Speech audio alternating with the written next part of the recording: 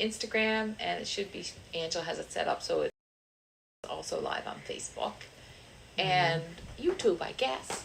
I don't know how to find lives on YouTube, but it goes. Live is up. Live is up. Great, Joe. Joe's here. I got the sweetest text from Joe last night.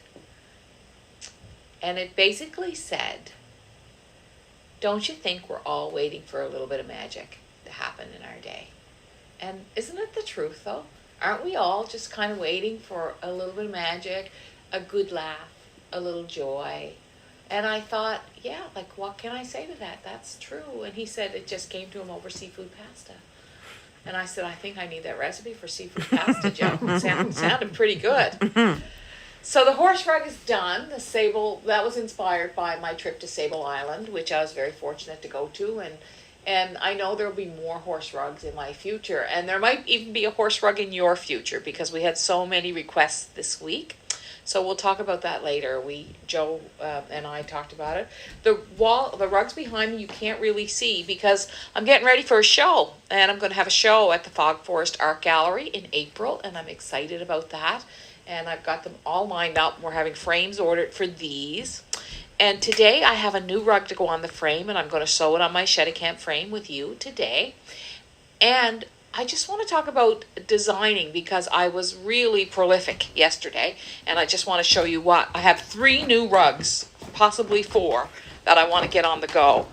So this first one, I want to say that Design School is now open. So every year we open Design School, and as of April 7th, it will be $249. But right now it is still at $199, and you can join now for $199 if you want to learn how to design and just become prolific with, just learning how to draw right on the linen and how to be confident in design. So Design School is up and Color School is up. This is our spring school, and this is what I'm working on right now. I'm excited about it. What I did was I was looking in this book.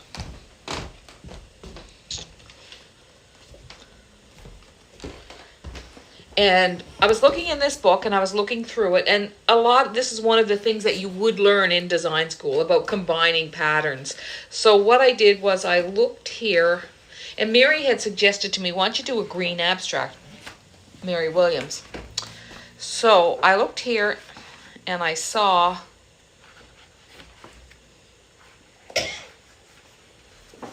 the moose rug.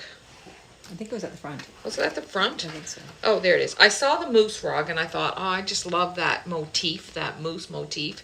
And of course, for me, the moose kind of reminds me of my father and my mother. And I took the moose motif, and then I was almost going to hook this week because I love this design. This is our Create Beauty Everyday book of patterns. This is volume 1. Sometime we'll come up with volume 2.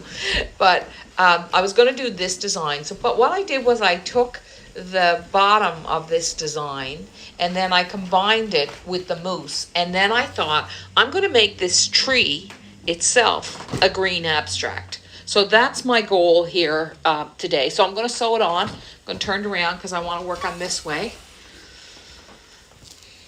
Got to shut this drawer. I can't stand that. Don't you? Does it drive you guys crazy when your cupboard doors are open? Yes. At home? Like, I know. But do you leave them open sometimes by mistake? No. Like when you're cooking? But my kids do. Oh, I leave them open sometimes. And then I go to sit down and I think, I can't enjoy my cup of tea with those doors open. No.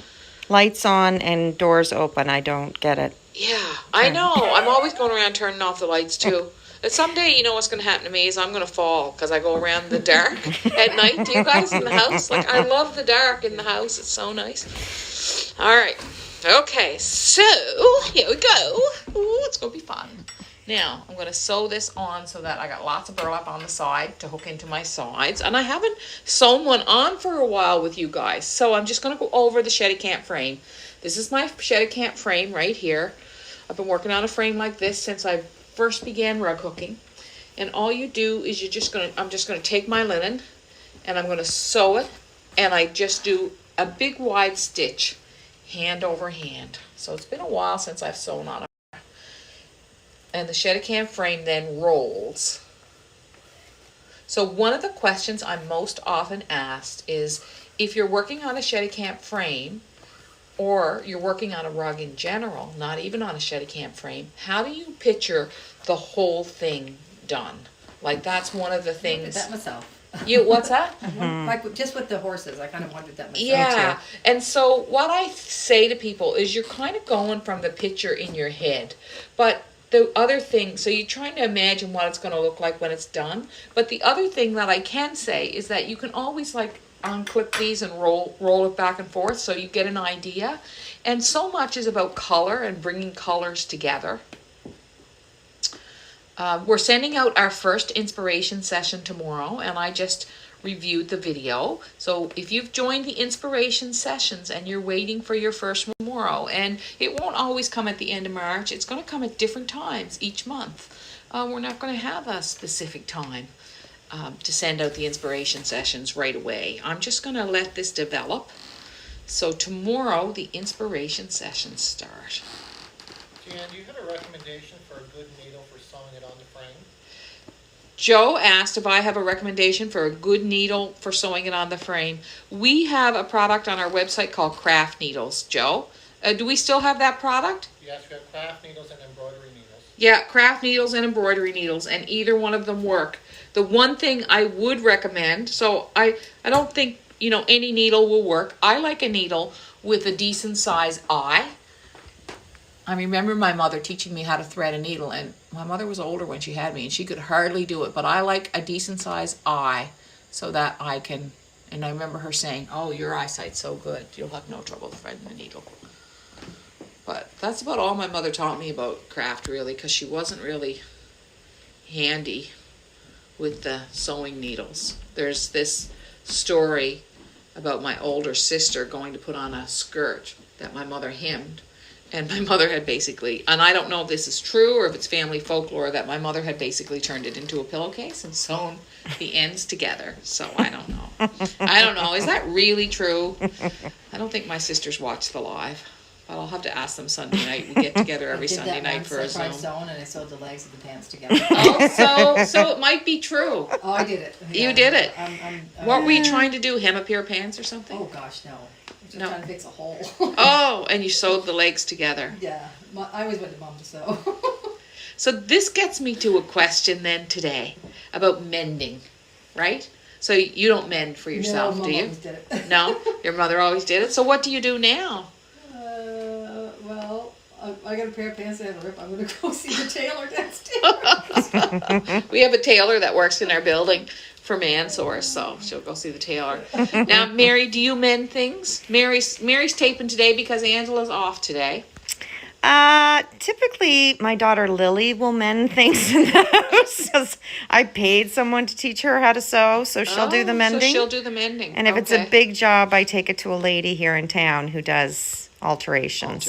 Yeah. Okay. Yeah. So do you guys mend things? That's what I want to know. And you can answer me in the comments. And the comments on the website, if you're on our website, you just put your name and email in and you can post a comment. So, and if you're on Facebook or YouTube, you just put your comment down below. But do you mend things? Because I have these pair of leggings that I bought. I went to a Leonard Cohen concert and I bought these leggings to wear to the concerts. That was about 10 years ago. And they are worn out on the sides, right?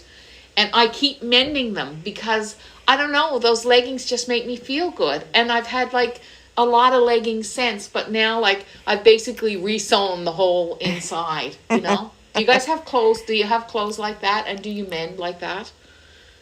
Anybody? I'm waiting for I some have comments. a pair of like bedtime shorts. Yeah? They're so soft I never could find them again. Yeah. And they have holes in the crotch, but I don't care. I still wear them. I know. Do you sew them? No, I don't So- because I can't sew. No, and you're not going to bring those to the tailor. I love them. So Angela had a bit of an episode here this week. Did anyone hear about the episode? She has so many. Which one? That's what I was thinking. Which day? We know that she's going to watch, so it's not like we're talking about her. She'll probably be watching with a glass of wine tonight. Anyway, so she had this little episode. and it involved Patricia, who's our kit maker. Oh, Patricia, right, yeah. right? Yeah. And Patricia brought in this doll. I don't know. Patricia saw this doll somewhere and she liked it. Oh, I'll come back to that. I'll go get the doll. All right. So the doll, I'm going to have to be behind you. You can't look. Gotta show. It says, whenever things aren't going well and you want to scream and shout, here's a little damn it doll you just can't do without. Just grasp it firmly by the legs and find a place to slam it. And as you whack it stuffing out, yell, damn it, damn it, damn it. Well, it was a perfect little doll. Like, But someone doesn't know. and I came in, and Angela, who practices martial arts, Taekwondo, I came in and here is the damn it doll. Like, it's busted outside. That'll make you thinking about mending. I think it's beyond. And Patricia bought it thinking, and she said, so I looked at the doll. I think this might have happened Saturday after we were Zoom bombed. Oh, it happened Monday morning. That's right. Monday morning. It did. Monday morning. Yeah. So, like, the idea is you're supposed to hit the doll like this, right? And and I came in and the doll was like this. And I said, what happened to the doll? And she said, oh, I've got to fix that. Oh, I've got to fix Patricia's doll. But I don't think there's any fixing it. I think the damn it doll is done. The damn it doll's The damn done. doll is done. Do you want to give it to Lily? See if she can fix it. See if Lily can fix it? Well, I don't know. you're gonna find out if she earned. Yeah, Yeah. that's right. Did the she money I really? paid out. Yeah. So Joe, who made the seafood pasta last night? Was it you or Harry? No, Harry, Harry. I think Harry does all the cooking. for the most part. Harry does most of the cooking at his house, yeah. Years ago when I had a blog, Harry was a character in the blog. And he was called Harry the Printer. And Catherine, my friend who I walk with, was called Catherine the Mocker. Or I think she was just the mocker because she used to mock me, so. And so Robert came in yesterday and he was going on about something. And Adele and Angela was there and Robert said, he was telling me to do this and do that and how I should do it. And Robert looked at Angela and said, no one else talks to her that way, do they? And Angela was looking at me and I was looking at her. And we were like, everybody talks to me like that. Really? Like, don't they? I would say. Joe's always telling me what to do, aren't you, Joe? That's right. Then you tell me where to go. And what's that? Then you tell me where to go. Yeah. Joe has good ideas, but I can't always live up to them. He had a really good idea last night about going and visiting different stores that sell our kits. It would be so nice. We should Another send road Mary trip? out on a road trip. Mary likes being on the road. Yeah. Mm-hmm. Yeah. Okay. So what is the first part? Oh, I thought I sewed this on the other way. I'm going to have to turn my frame around. So what is the first thing I'm going to hook on this now? I think I'm going to start with the waves at the bottom. And I think the colorway, I'm going to go very much like the horse rug. It's going to be turquoises. And I think the whole background up here is going to be more cream. And then I don't know about the green. I know when I say about color planning, and you will learn this in color school if you decide to take color school, or if you want to review it, because if you bought it last year, you can just review it. But if you take color school, you'll learn a lot about how one color sort of brings you to another color, that you don't have to color plan everything right out from the very beginning. So I've got to think about what feeling that I want this rug to have. Someone was just asking if linen comes on the Cheticamp. If linen comes on the Cheticamp? Does not. I said, but No, the Cheticamp comes without the linen, but you just sew your Cheticamp on, you just sew your linen or your burlap. There's nothing wrong with using burlap if you want it. Canvas strips and the rods. Oh, this canvas. Oh, that comes on the Cheticamp. Sorry, yeah. but not linen. No, it's not linen. It's actually a heavy-duty canvas. I suppose linen could work if you wanted to, but we're just going to use... So let's have a good look at this frame. We're going to get up here. And so now the next thing you do with your Cheticamp is you just turn it. somebody's asking if a regular cotton thread would work. Well, I don't like a cotton thread because it busts on me. But I'm a little, like I'm a little hard on things. Like I hook high and I hook fast and I hook hard. So if you were gentle, it might, and if you doubled it, it might. But I always choose an upholstery thread for sewing onto my frame. I think it makes the job a lot easier. So we're gonna move these moose along. Now I was saying to Angela yesterday, the moose could be like, I could jump back into red for the moose. And this is something interesting that happened to me today. Mary was eating her lunch and I was talking to her and I saw this wineish red and I thought, oh, I could outline the tree. I could outline the moose in that red. And then I thought, well, do I have to open a new yarn, right? And I went to all these reds that I had and none of them were going to work as well as this. Mm-hmm. Because can't you see it, yeah. Mary? Yes, I can. Yeah, because it's just like, so you have like, I must have 15 or 20 reds in there, but I need this red. What is this red? It's Peruvian Grand. It's color 6034. So that is how it is. You know, that's just how it is. And I know, like, even myself with the whole studio here, sometimes I still just don't have the exact color that I want or need. So, did anyone talk about mending in the comments? Yeah, there's a new fad called visible mending. Very, very, very popular on Instagram. Visible mending. It's a new fad where you sew, or, you know, it can be quite a beautiful art form, really. I think you sew, and it's called, or the other thing it's called is slow stitching, where you show your mending and you make it, you know, so like if you're mending a pair of jeans. However, I don't think that would work for my leggings or Lorna's shorts. When you were threading your needle, it made me think of my mom because she sewed a lot. She quilted, she made her clothes, she mended everything herself. Yeah. And I was always fascinated because when she thread her needle, she would pull it through, but with one hand, her left hand, she would make the knot with one hand. Oh, wow. With her fingers. Yeah, Mom did that too. She made a knot with one hand. Yeah, and it always fascinated me that she could do that. Isn't that something? Yeah. I'm just going to take this out here and I'm just going to cut this up. Just want to see. I'm just going to use my honeydew here.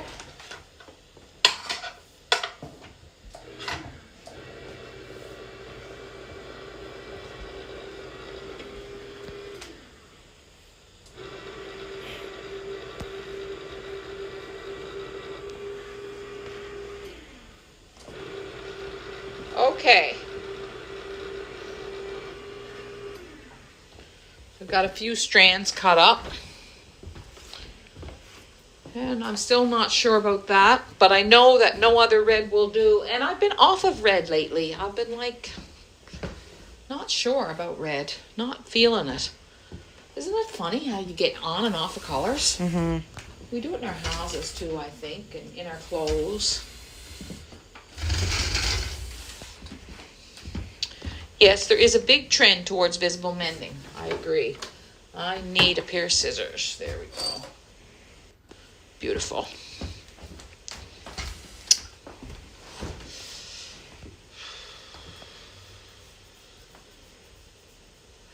So the thing about velvet is, if you want it to have an impact, it does. I mean, I've talked before about outlining and how important outlining is, but in this case, so I'm not going to use this to outline. Instead, I'm going to use this to do my circles because I think it will really stand out. Now, I don't like stretchy velvet. I like a silk or a rayon velvet.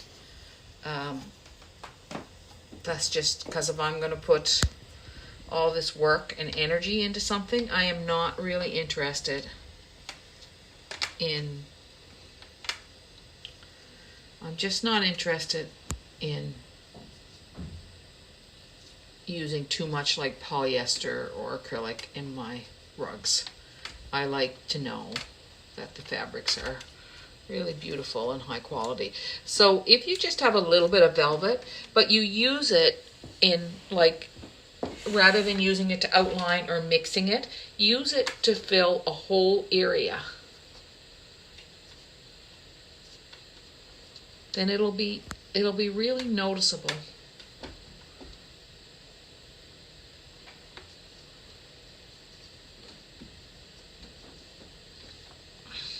Barb LaBerge suggested you do the moose in shades of blue. Why? Once in a blue moose. Once in a blue moose. Aw, cute. I thought there was a reason.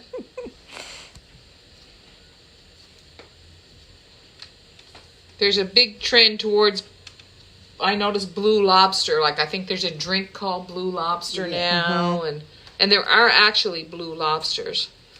And Bonnie Moore once made a beautiful rug of a blue lobster. Gorgeous. Can you over dye velvet? Yeah, you can.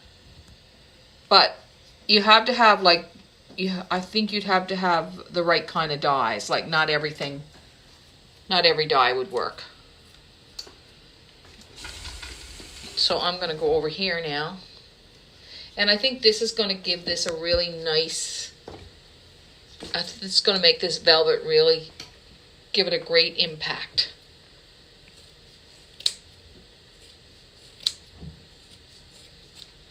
And then it's going to make you want to touch, right? Mm-hmm. That's a nice thing. Don't want to touch. Feel it. So, Joe, Yes. you've got what is the? You've put a kit. We have put a new kit up, haven't we? For the horses? The horses. Yes, it's under, just search Sable. Okay, so it's under Sable. That would be on the website. Animal patterns. What category is it in? Animals. It's under patterns in animals? That's correct. Okay. So you're going to want to see that, aren't you, today? I'm going to show you. What we've done is we've taken the inspiration because we've been asked about a kit for it and we've been asked about a pattern for it. So what we're going to do is we're going to do like, just going to put it up for a little while. It's not going to be there forever. A little limited edition. And we're going to do a pattern and a kit, and you can buy the pattern on linen. And for every pattern, we're going to send $20 to the Sable Island. Every pattern we sell, we're going to send $20 to the Sable Island Institute, which is run by Zoe Lucas, who's lived on the Sable Island for many years. So just going to contribute a little something to them and what they're doing. So I'm going to show you that pattern today. Just give me a moment. I just want to finish this. Deanne, should you block or steam velvet? I do. I don't see any problem with it. I mean, when you block, which is steaming something with a hot iron and a wet cloth, you can always fluff it up again after. I don't think it would hurt anything. So if you just have a little bit of velvet and you want it to make a huge impact, I'm suggesting that you take some small element of your design. Like, for example, in the horse rug, if I had to, instead of outlining, if I had to use it, I think I'll do that one too. Why not? So nice. Okay. If I had to use it like in more, instead of on a line in the waves, but to fill in some circular areas in the waves, I'll show it. I'll show you in a moment. Today after this, I'm going down to the bridge workshop. Mary, maybe you'll come with me. Oh, can you take some things down we have over there? Yeah, sure. Is there some stuff that needs to go? Yeah. They have a sale. Yeah, we'll take them down. Yeah, if you don't mind. No, I also got to take down I don't know if I should take down the Cheticamp frame now. I was going to bring them down a Cheticamp frame and let them get started hooking something. That's nice. They're going to Yeah. cut up. They have a lot of old clothes they're going to use, I think. Okay, so I think that's good. All right. Okay, now I'm just going to, how much time do we have left, Lorna? 8 minutes. Okay, I got some time. I'm just going to take this. So here's a color tip. I know that this color and this color are close together. So I know that this color is a good choice for the outline, because I know that whatever goes here is going to have to contrast with both of these, right? So if I put a really light color here, like if I had to put white here, then it would be hard to contrast. Do you know what I mean? Like if I had to put, so this is a color tip, and these are the kinds of things you would learn in color school as well. So this tip here, if I put like,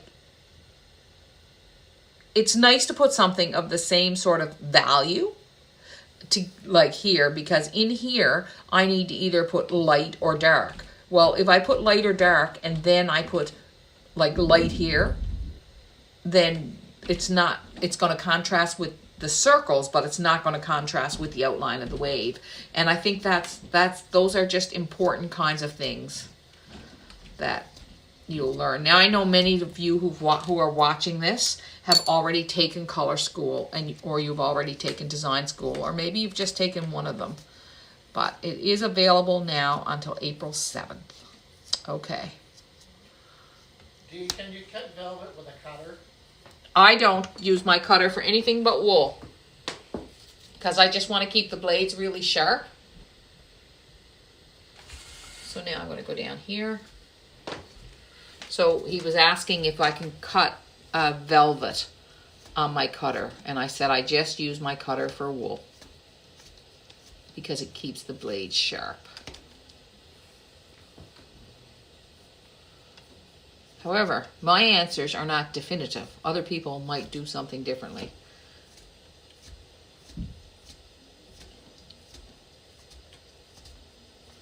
I love how this cloth is going into, this was just off our swatch wall.